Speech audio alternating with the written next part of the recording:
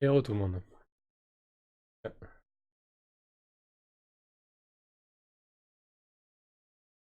Ok. Du coup, donc sur les extérieurs, on a petit lieu. On a le 1 qui se trouve là. Basique. Le 1 qui se trouve ici dans les marais au sud-est, qui correspond à un tertre d'homme lézard.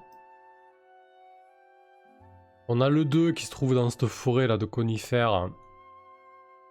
C'est un repère d'araignées.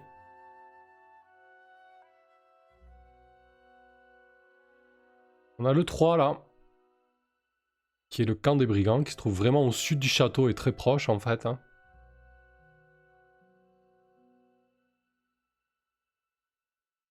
Le 4 qui est ici au nord du château, et qui est une espèce d'ermite fou qui vit dans la forêt. D'ailleurs c'est marrant parce que cet ermite là, je m'en suis servi dans la campagne de Donjons et Dragons. J'avais complètement recyclé le principe. Donc je sais pas si Chaos, qui a joué la campagne de Donjons et Dragons, qui va jouer celle-ci, va faire le lien, je suis pas certain. On verra. En 5, on a le donjon qui est à créer, donc là, enfin ça va être un petit donjon, ça peut être un gros donjon. En fait, maintenant je sais ce que c'est. C'est la crypte de Kisoi.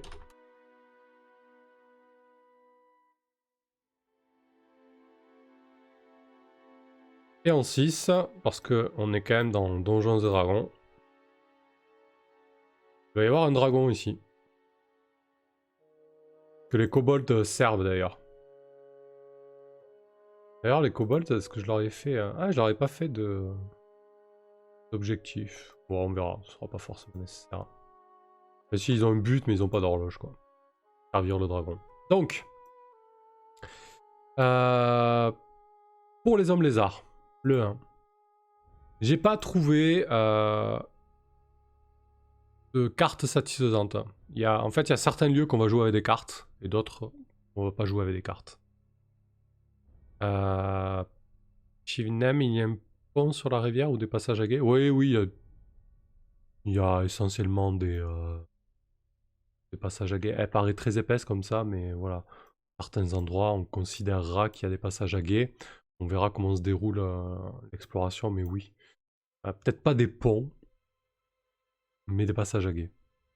On est quand même dans une région assez sauvage. Peut-être pas de pont, mais ouais, du coup, c'est intéressant parce qu'il faudra trouver des moyens de locomotion sur la rivière et puis des moyens de. J'ai écouté celle-là. Des moyens de traverser la rivière. Donc ça se donnera lieu à de l'ingéniosité pour les joueurs et des moments aussi d'aventure. C'est intéressant. Donc le 1, je disais les tertres des hommes lézards. J'ai pas trouvé de map, de carte satisfaisante, donc je pense qu'on va le jouer comme ça. Alors pour les cartes, j'aime bien les piocher dans les cartes old school, du style celle-ci pour la crypte. Vous pourrez trouver des cartes récentes de tertres d'ombre et lézard ou de... Comment ça s'appelle pour le coin des araignées par exemple. Mais j'ai envie de garder la même... zoomer. J'ai envie de garder un petit peu la même identité graphique. Vous voyez, par exemple, ça va être la crypte euh, qui est à peu près dans le même style que les cavernes. Donc j'ai pas envie d'avoir des cartes dessinées comme ça un peu à la façon old school et puis me retrouver avec des cartes récentes. Voilà, j'ai pas trop envie d'avoir cette dissonance graphique là. Donc voilà, j'ai pas trouvé pour le moment en tout cas, j'ai rien trouvé de satisfaisant pour les hommes lézards. C'est pas très grave dans l'absolu. Pourquoi? Ah, j'avais mis un truc en 7 là. Je sais pas si je mettrais un truc, ça va faire beaucoup peut-être. Parce que dans l'absolu, on peut le jouer vraiment comme ça, à le narrant. Et au pire des cas, on fera des dessins à l'arrache avec des jetons. Parce que du coup, j'ai commencé à choper des jetons. Qu'est-ce que c'est comme jetons? Ah, mais j'en ai eu plein des donjons là en fait. Donjons OSR. Ah oui, d'accord, ouais, j'avais foutu tous les donjons de Dark Map quasiment. Je me fais des découvertes à moi-même. Il n'y a pas quelque chose pour les hommes lézards là-dedans. On verra tout à l'heure. Le 7, non, c'est sur une montagne en fait. Alors Shivnem, le 7, c'était pas une embuscade des brigands. Ah bah, c'est vraiment tout à l'ouest, à l'est, pardon, donc c'est très loin des brigands. En fait, c'est sur une petite montagne. Ce que je disais, c'est que je trouvais dommage qu'il n'y ait rien sur cette montagne en fait, quasiment au milieu de nulle part. Je trouvais ça un peu dommage, donc on verra peut-être que j'y mettrai quelque chose, mais pas quelque chose qui va demander des heures et des heures de jeu non plus, parce qu'on n'a pas que ça à faire. Peut-être une tour à retaper qui fera un peu le office de défense. Ça peut être intéressant qu'ils aient un lieu à retaper, un avant-poste à, à réhabiliter en fait pour défendre la région. Ça je voulais le noter, j'aime bien l'idée. Tac, tac.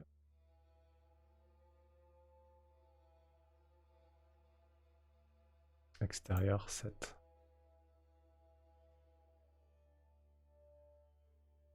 Tu me fais. Tu veux pas me faire l'aide de jeu. Je le note.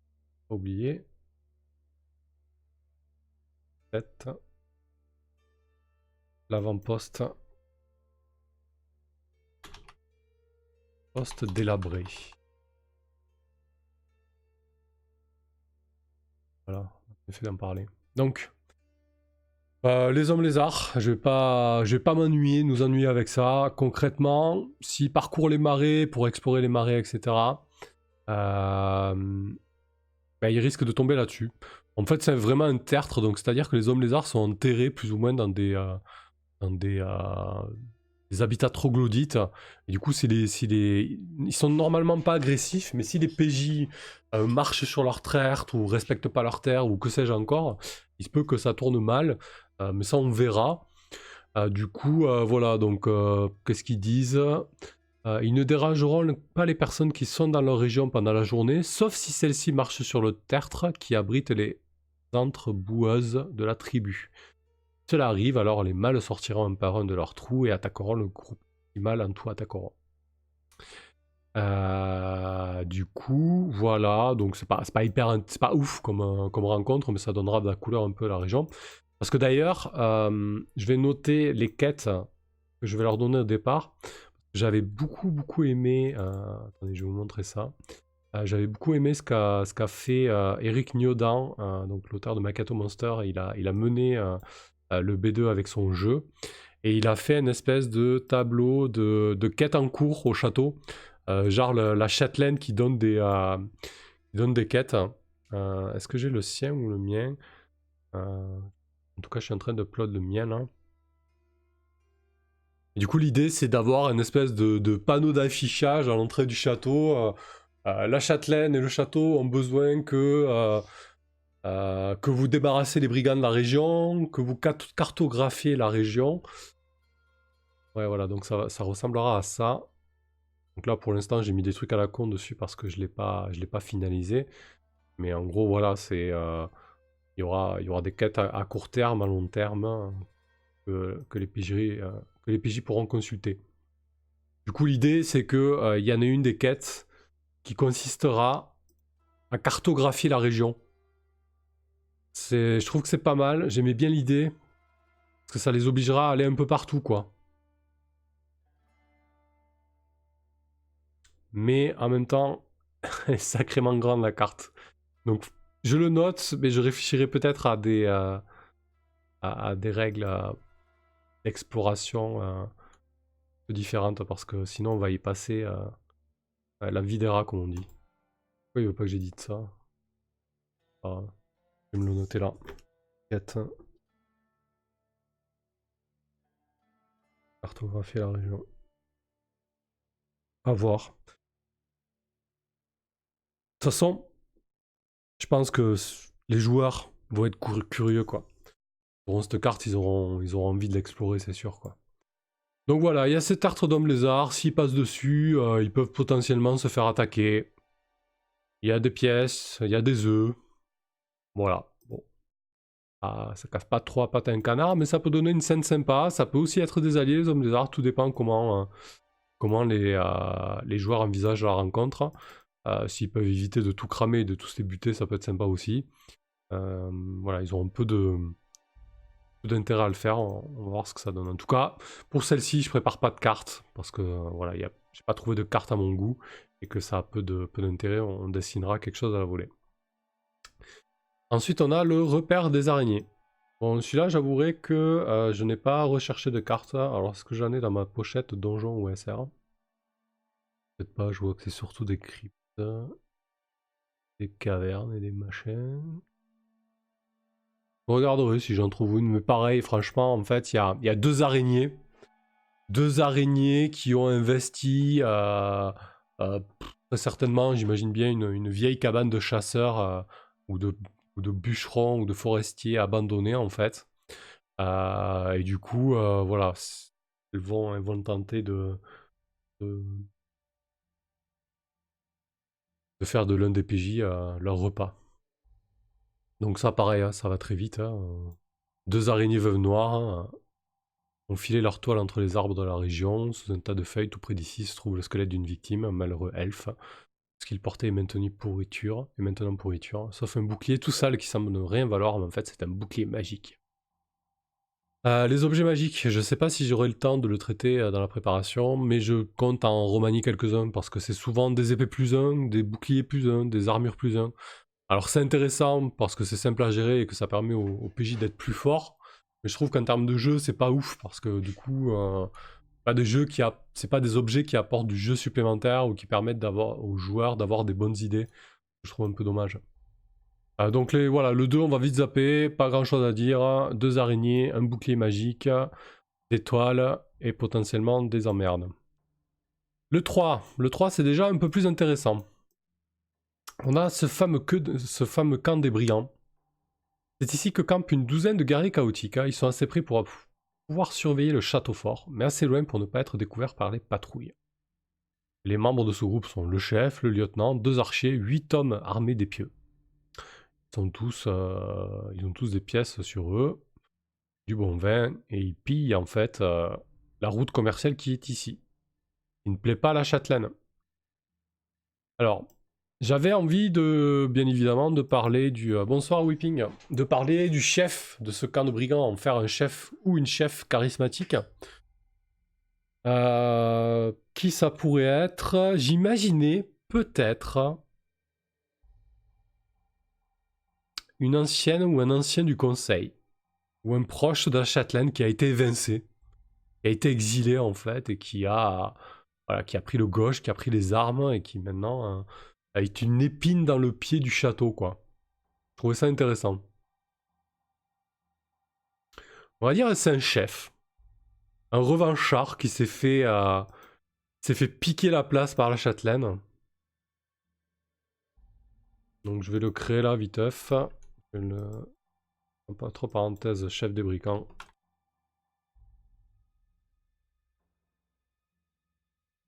On va leur donner un nom quand même à ces brigands, quoi. Pareil, histoire qu'ils aient un nom. On va les mettre dans une faction extérieure.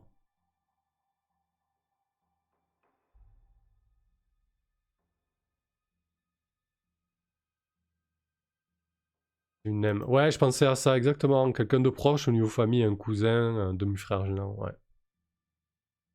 Vraiment. Chef des brigands. Donc en note cachée, il a été exilé du château avec ses hommes. Suite à la prise de pouvoir par la châtelaine.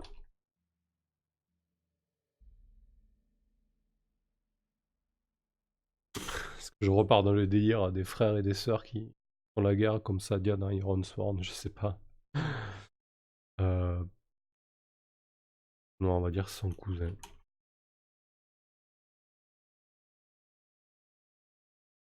Bon, on va laisser comme ça pour l'instant. Chef des brigands. La route commerciale.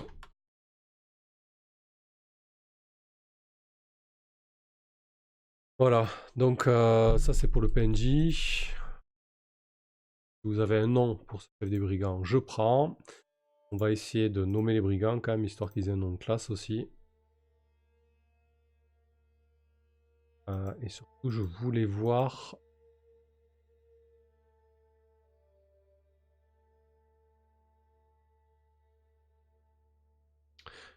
ok, donc j'ai une carte pour le camp des brigands.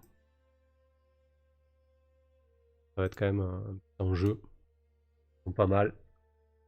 Et selon comment les PJ s'y prennent, ça risque de tourner très très mal.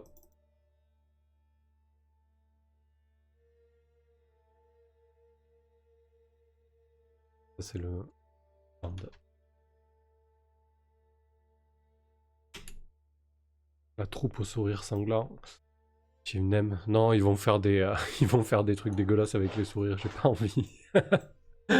En plus, on a déjà les pitres sanglants. Ça fait trop redondant. En fait, il faut qu'ils aient un signe distinctif. Et c'est pour ça que la population les appelle comme ça. Alors, est-ce qu'ils portent tous, un petit peu comme dans Gang of New York ou dans Blade in the Dark, une écharpe rouge? Ou alors est-ce qu'ils ont tous des andouillés sur leur casque? Ou est-ce qu'ils portent tous des dents de sanglier autour du cou? Je sais pas, quelque chose de... En fait, généralement, les bandes, c'est pas elles qui se nomment, quoi. C'est les gens qui les nomment comme ça. Et puis après, le nom, il est cool et la bande le garde, quoi.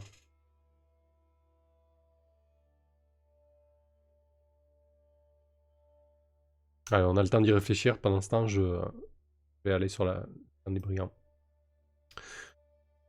Alors, j'ai pas de token pour les brigands. J'essaie de trouver ça. Donc, on se trouve au sud du château, juste pour le contexte. C'est dans une espèce de... dans une colline, en fait. Donc, c'est un peu surélevé. Et donc, le camp est dans une caverne naturelle qui est aménagée, en grande partie. On voit avec 2 accès ici. Et je vais très certainement mettre un troisième accès ici, là. Je trouve que c'est cool, en général, d'avoir plusieurs accès au sein d'un donjon. Du coup, ça laisse des opportunités aux PJ. Par exemple, si vous mettez un donjon dans une caverne et la seule entrée possible, c'est l'entrée principale de la caverne, ça limite les options, les choix et la possibilité de trouver de bonnes idées pour y aller, quoi. Je trouve ça un peu dommage. Donc là, 3 entrées, c'est plutôt pas mal. Shivnem, les brigands verts. Podome lézard. C'est un peu trop géant vert, mais peut-être que le truc des podome lézard, c'est une bonne idée. Dantol, le balafré pour le chef, ouais. Alors Danton, le problème, c'est qu'il y a toujours la blague qui peut arriver, genre dans ton cul. C'est toujours gênant. C'est très très facile, mais ça marche toujours. Danton. Dan. Dan le balafré. Voilà, comme ça au moins, il n'y aura pas de risque de dans ton cul. Mais je vais rebondir... mais non, Dan le balafré, c'est très bien du coup. Je vais rebondir sur ton idée, Shivnem, en la transformant un peu. Je trouve que... On reprend l'extérieur. On a un immense marais. Et quand je dis immense, franchement, par rapport à la proportion de la carte... ouais, il est quand même assez grand, quoi. C'est un beau marais. Et dans tout ce foutu marais, bon, il y a des rencontres aléatoires, hein, donc je crois qu'on peut rencontrer des hommes lézards. On les rencontre au niveau 1. Ouais, il y a des hommes lézards. C'est peut-être des niveaux 2, les hommes lézards. J'ai déjà fait les tables, ouais. Ouais, donc c'est des niveaux 2. Donc oui, on peut rencontrer des hommes lézards. Mais bon, dans tout ce foutu marais, donc effectivement, on peut rencontrer des hommes lézards en maraude. Il y a aussi le terre des hommes lézards, mais finalement, il n'y en a pas tant que ça. Alors j'imagine que peut-être, oui, les hommes lézards ont été plus ou moins massacrés avec l'arrivée des hommes, et peut-être que les brigands, eux aussi, ont bien participé à ce massacre. Du coup, Ouais, peut-être qu'ils portent tous ouais, des capes en peau d'homme lézard, des crocs d'homme lézard autour du cou. Donc un nom autour de ça, ça pourrait être intéressant.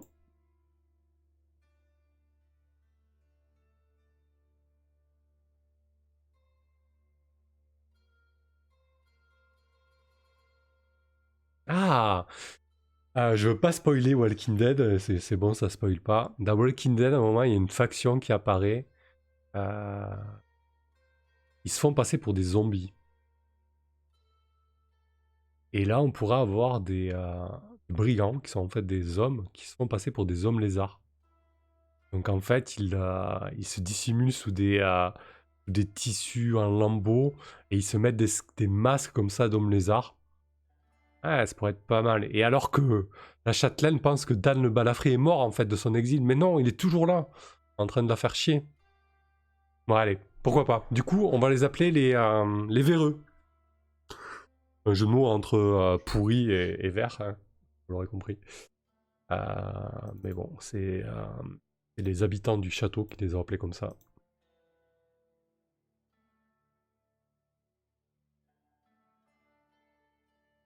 Donc ça va être intéressant de mettre cette rumeur en place, je pense, en disant oui, voilà, il y a des hommes lézards qui ne cessent d'attaquer les, les caravanes. Ils attaquent au crépuscule ou au petit matin. En général, sont nombreux, ils sont grands, puissants, ils ont la tête écailleuse, ils sont dissimulés sous des frusques. Et leur camp est au sud. Et du coup, petit à petit, ils vont se rendre compte qu'en fait, ils ont affaire à des humains.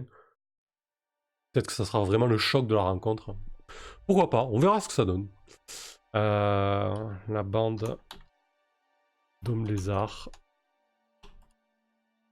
qui donne banditisme. Ce sont en fait des humains. Une. Des déguisements. Très certainement qui se maculent de vase, enfin j'en sais rien. Bon. En tout cas, ils utilisent tout un tas d'artifices. Ils sont menés par Dan le Balafré.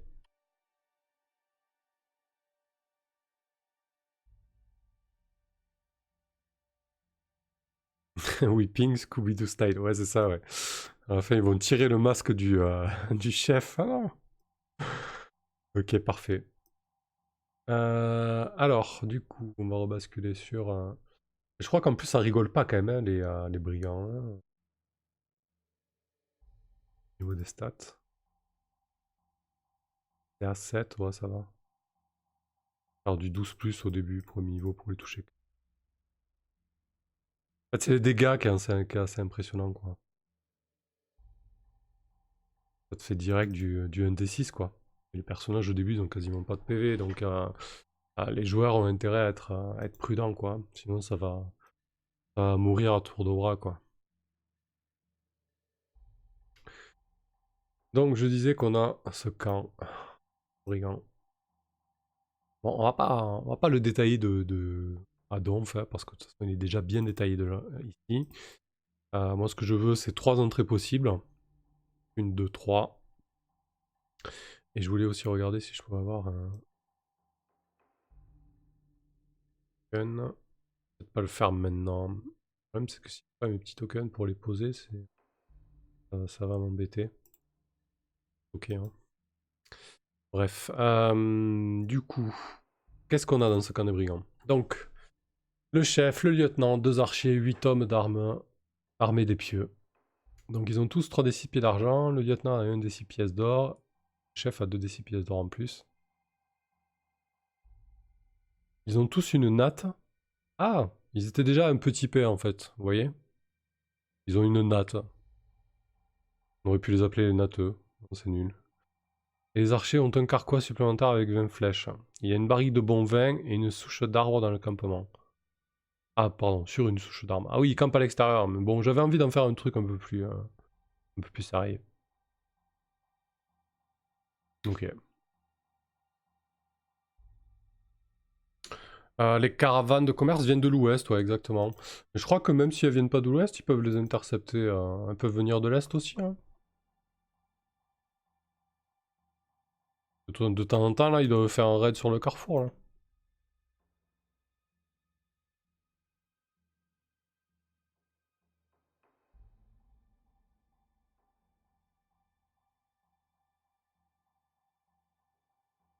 Donc moi, ce qui m'intéresse sur cette carte,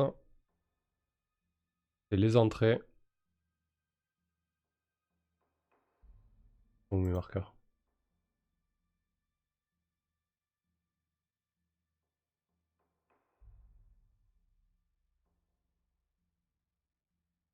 On va mettre un marqueur ici.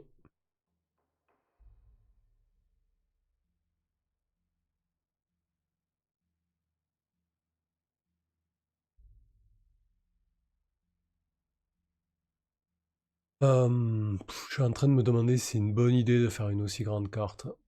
Non. Franchement, il y a déjà beaucoup de choses. Donc, il y a des passages secrets et tout.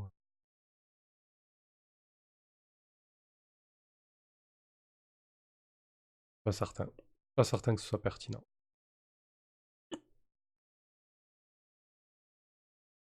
Parce que du coup, si je me retrouve, si on se retrouve, ça va nous prendre quoi? 1 heure ou 2 un donjon comme ça? Il y a déjà beaucoup. Enfin, vous avez vu la taille des cavernes? C'est énorme. C'est un putain de méga donjon, quoi. Il y en a pour des heures de jeu là-dedans. Donc je me dis que si en plus de ça, je rajoute... Ça fait mal aux yeux le truc.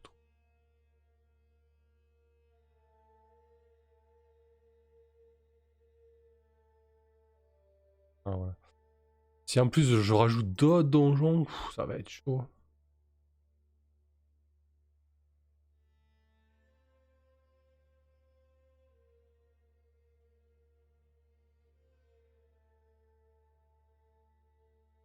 L'image à free, je m'en donne le son. Ouais, n'hésite pas à rafraîchir.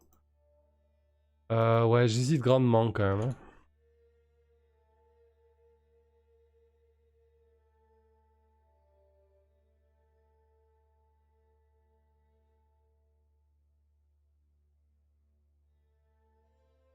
Hmm.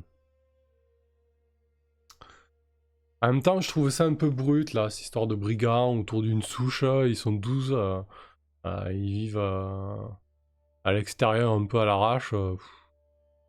Un peu... Mais bon, ça reste des brigands, quoi. Pas non plus l'organisation criminelle de ouf. Ouais, elle est un peu grande, cette carte. Non, mais écoutez, allez, ça va pas... Je vais pas la détailler de fou. Voilà, je vais pas y passer des heures à la détailler. Je vais la garder. Donc là, déjà là-dessus, il n'y a pas grand-chose à dire. C'est 2 grandes pièces, hein. Ici, ça va être les baraquements.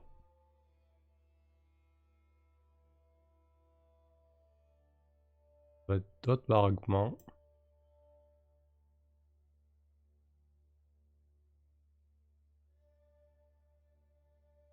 Et là, tout ce complexe-là, eh ben, ils n'y auront pas accès. Voilà, ça n'existe pas. J'ai pas besoin de tout ça, sincèrement.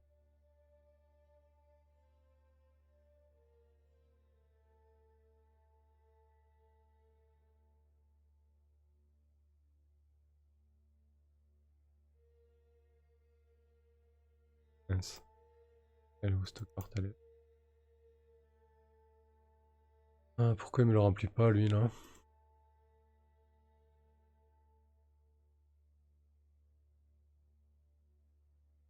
Je veux effacer ça. On va mettre un rectangle plein.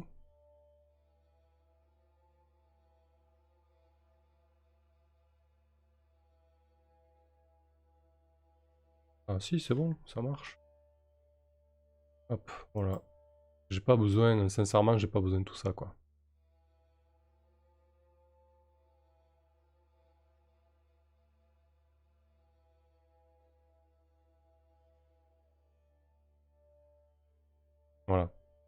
Donc on va se limiter à ça. Ça ira très bien.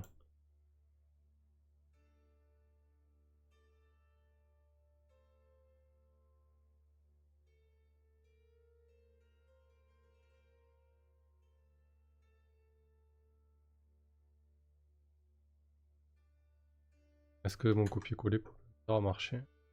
Voilà, voilà. Donc on a un très beau token d'homme lézard là.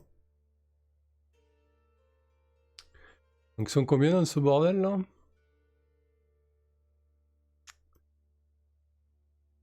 1, 2, 3, 4, 12.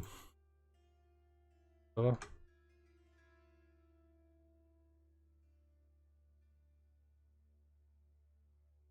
Voilà, je les mets juste comme ça les tokens. Je mettrai très certainement quelque chose de mieux. On va mettre le chef et la moitié. Ici, on 4. Là, on est à 6. Et puis là, ils vont être. Là, au moins, on a les 12. Et donc, on a 1, 2, 3, 4 zones. Et un petit passage secret que peut-être ils trouveront rempli de choses super cool. 5 zones. Voilà, ça va aller vite. Oui, je voulais regarder les rumeurs, parce que du coup, avant de commencer la partie, chaque joueur va tirer une rumeur. Avant de commencer la campagne, et je crois qu'il y en a une qui concerne les brigands. Qu'est-ce qu'on nous dit sur les rumeurs? Un marchand emprisonné dans les cavernes. Un puissant magicien détruira les envahisseurs. Je vais juste regarder, je vais pas vous spoiler les rumeurs. Vous le découvrirez quand les joueurs en tireront. Je vais juste regarder s'il y en a une qui concerne les brigands.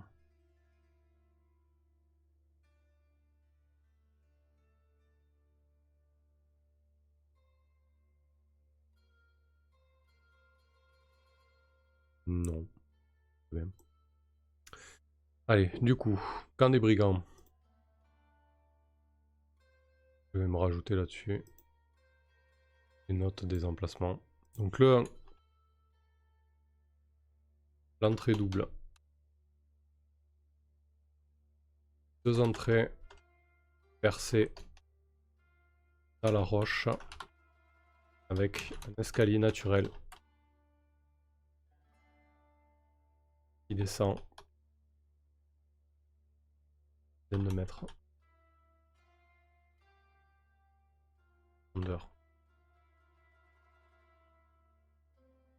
Elles sont espacées de 10 mètres. Ça ira. On verra ce qu'ils en font de ça. En 2, on a le dortoir. Ici, il y a la plupart du temps des brigands en train de se reposer. Restaurer. En 3,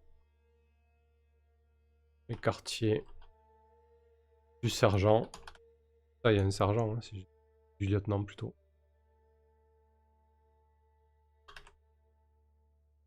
Présent avec 3 hommes. 3 brigands. C'est des hommes. Brigands. Le banditisme est ouvert à toutes. 4. 4, ça va être ici. Ça va être la crevasse. Permet d'accéder au camp. Il y a un puits au fond de 15 mètres. Donc là, ils pourront se faire une petite descente à rappel s'ils kiffent. Hein, pour essayer d'arriver un peu plus discrètement. 5. La cache du chef. Et ses quartiers.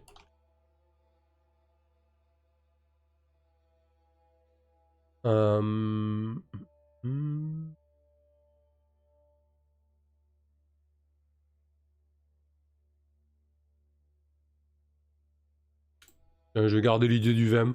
Du coup, il y entrepose des vins et des liqueurs. Garde jalousement.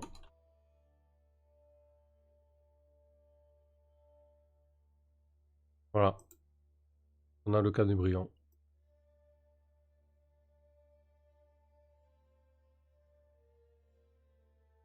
Parfait. Ça suffira.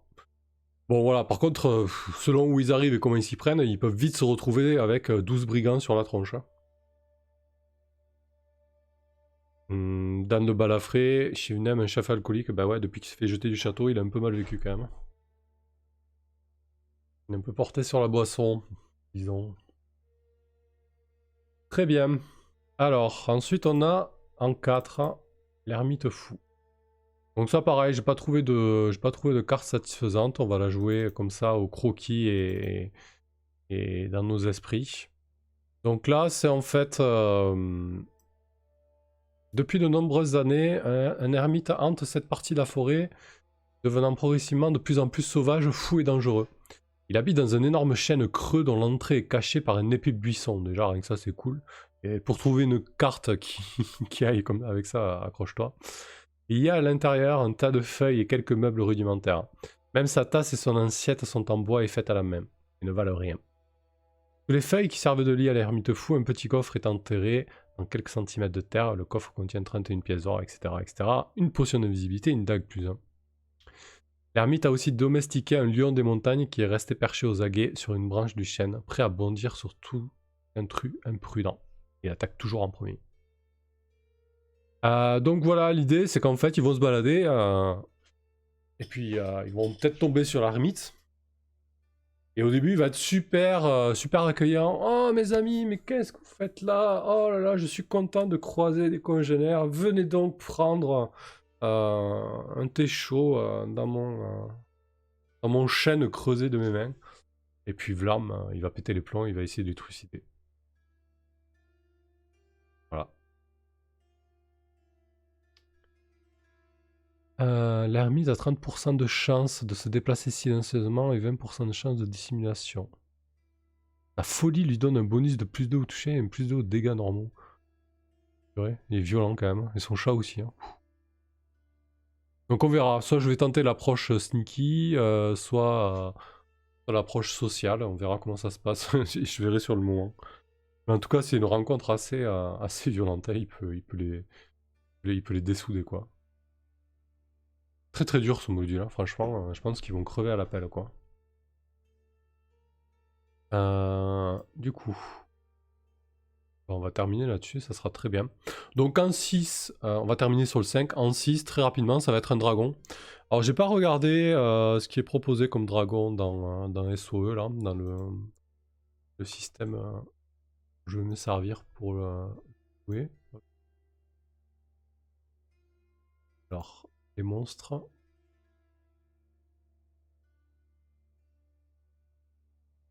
Allez, qu'est-ce qu'on a comme...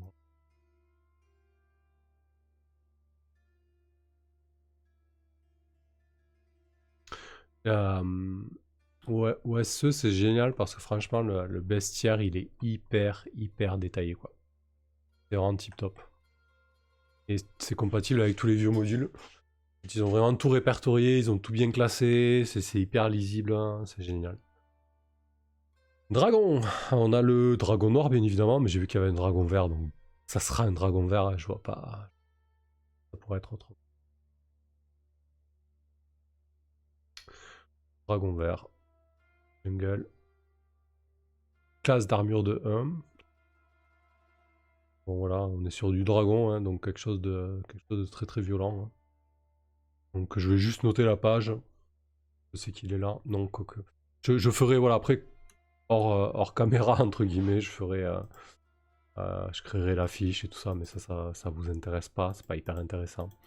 Je vais juste me noter la page et vous savez que je vais y mettre un dragon vert qui a vraiment son entre-là. Il est plus ou moins en léthargie, plus ou moins en sommeil, et il attend que ses sbires kobold fassent le boulot pour lui, quoi. Peut-être qu'il se réveillera. Alors, il est possible aussi que je crée une horloge pour le dragon.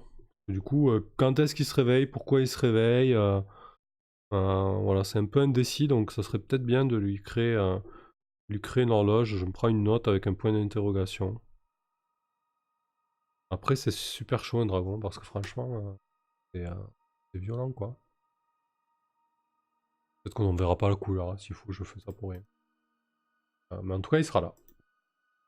Donc je vais juste noter dragon vert, page 53.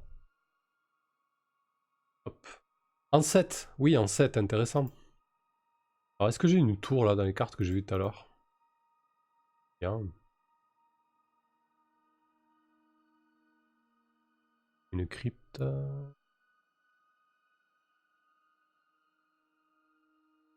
Bon, je chercherai, je suis quasi sûr que Dark Real Map a fait une tour. Si c'est pas lui, c'est Dyson, voilà. Deux cartographes old school plutôt cool, ils sont en description en crédit. Je regarderai. Je trouverai une tour, délabrée ou non, que je mettrai ici, là en 7. Je pense qu'elle sera habitée, tant qu'à faire, tant qu'il y a un peu d'enjeu. Alors elle sera habitée par une bête sauvage, je pense. À voir si les PJ la délogent de manière pacifiste, ou alors si la trucide. Sera peut-être pas la bonne idée, hein, parce que du coup je vais peut-être partir sur une bête sauvage de niveau 3. Ah, peut-être un loup-garou qui a élu domicile ici. C'est pas mal ça. Ah ouais, j'aime bien. Ouais, on va partir sur un loup-garou avec des rumeurs dessus. Peut-être falloir que je remanie les rumeurs.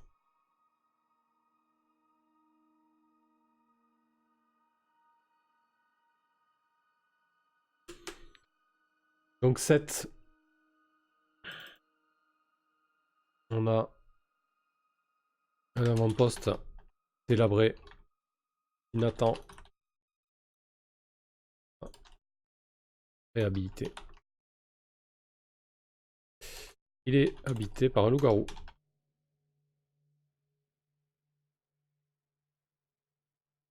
Alors je crois que dans les monstres, j'ai le rat-garou, mais j'ai pas le loup-garou.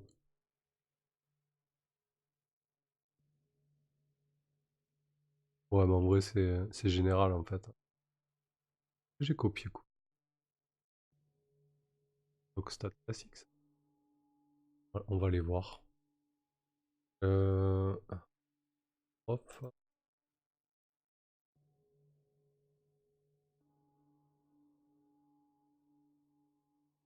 Ah voilà. Ah oui, j'ai pas collé les stats du Ragarou en fait. Parce que les Ragarou, ça peut être une rencontre aléatoire. Visiblement dans ces coins, ça se croise un peu tous les 4 matins. Et on a donc aussi le loup-garou classique. Qui est bien bien violent, hein. Il sera tout seul, il n'y aura pas de groupe. Alors peut-être qu'il sera sympa, peut-être qu'ils essaieront de lui lever sa malédiction. Je vais pas le faire maintenant. Je vais juste me copier, coller la stat.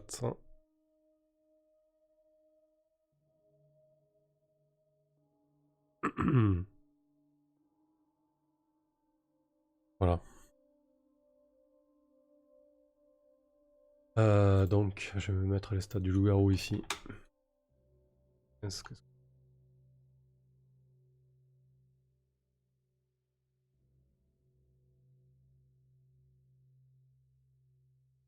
L'ours-garou a l'air sympa, ouais, il y a tout, hein. Il y a l'ours-garou. Wine, j'ai pas la trad. Quoi.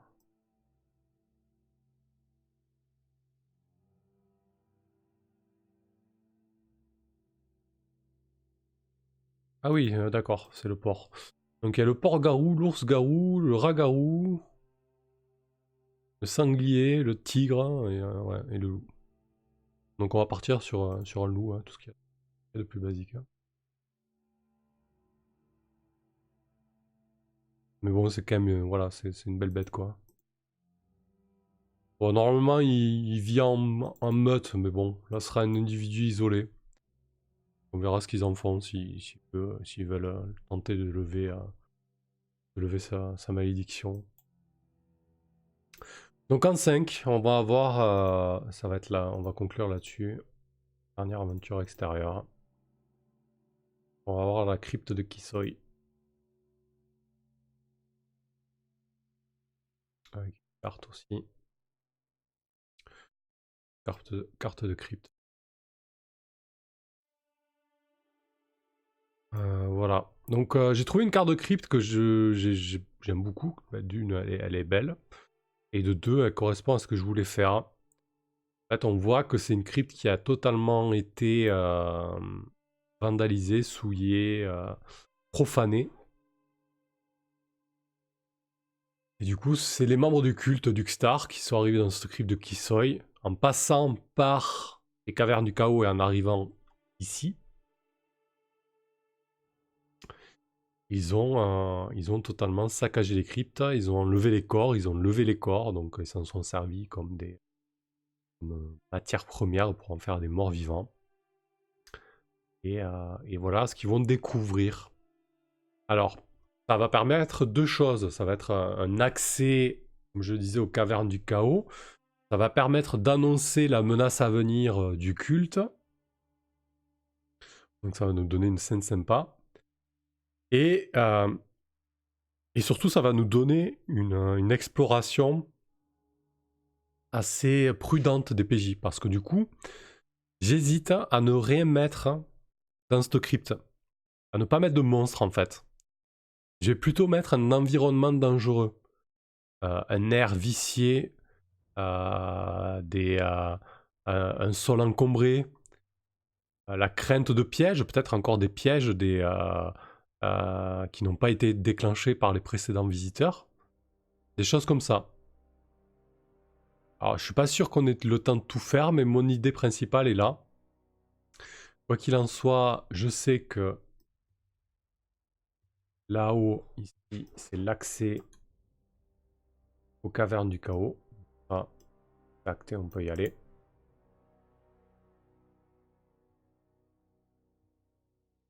Ah. Donc, crypte profanée par les membres culte du Xar. Ils ont pillé les tombes, levé les morts.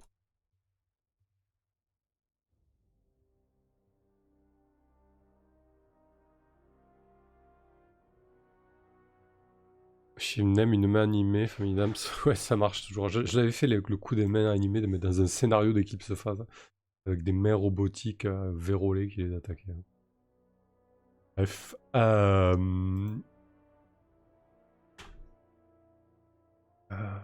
Ok.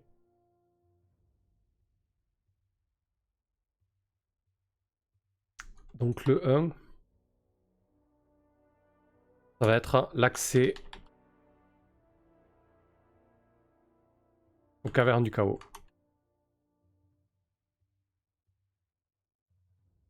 C'est un long tunnel étroit, sombre, plusieurs heures de marche. Bon, peut-être pas plusieurs heures, une heure ou deux de marche. Dans les cavernes du chaos, quand on décrit les lieux où se trouvent les cultes, on décrit des parois qui sont veinées, violacées en fait. Il y a des traces, des veines violettes, rouges, comme si la roche elle-même était corrompue. Donc là, on pourra déjà distinguer des débuts de ces traces en fait. Les parois veinées, de traînées, violettes et rougeâtres. Pulse, clairement.